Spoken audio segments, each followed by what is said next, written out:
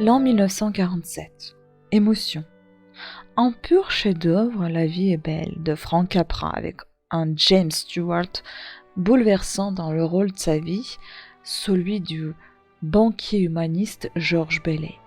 Un conte de Noël pour les grands qui n'ont pas compris que le bonheur et la vraie réussite peuvent se cacher dans les vies qui n'ont apparemment rien d'extraordinaire. L'amour et l'amitié comptent tellement plus que la gloire et l'argent.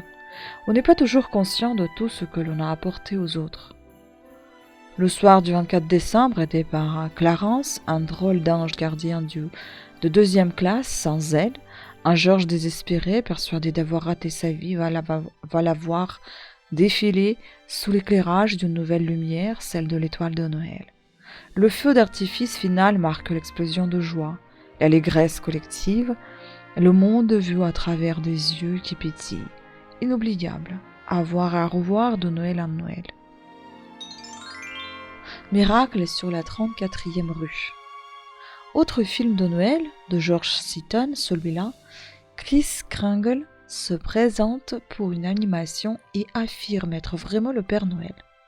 Génial pour le magasin, non? Sauf qu'on ne le croit pas, puisque c'est comme ça. Il ira en justice pour le prouver, avec en prime une petite débutante très douée, Nathalie Wood. À suivre.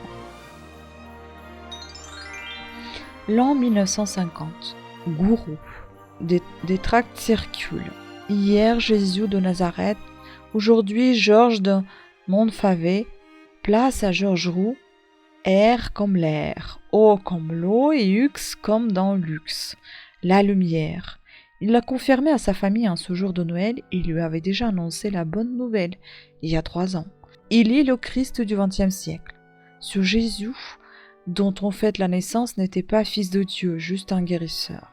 Lui aussi guérit miraculeusement. Il suffit d'être en harmonie avec le cosmos, plutôt que les évangiles. On ferait mieux de lire ses propres ouvrages. Une preuve de plus de son divin destin. Son Église chrétienne universelle est enregistrée à la préfecture depuis ce 25 décembre. Ce n'est pas un signe, ça? Un vol dans l'abbaye de Westminster. Avant Westminster, la pierre de Scone se trouvait en Écosse. Tout nouveau roi s'asseyait sur cette pierre du couronnement, magique et mythique, qui devait grincer pour valider son droit au trône. Tant qu'elle resterait en Écosse, disait une légende, l'Écosse resterait écossaise.